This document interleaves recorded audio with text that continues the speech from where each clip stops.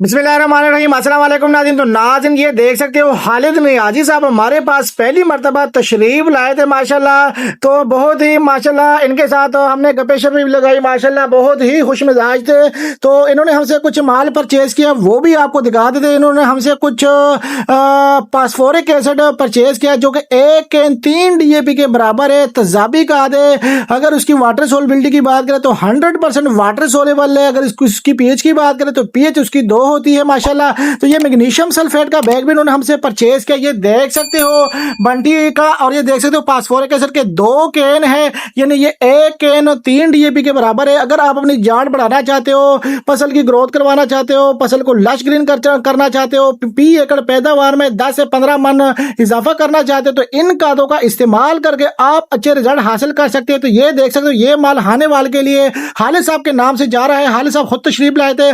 तो स्क्रीन के ऊपर चलते हुए नंबर पर रब्ता कीजिएगा 0327 25 664 31। इस नंबर पर रब्ता करके आप अपना ऑर्डर बुक करवा सकते हो।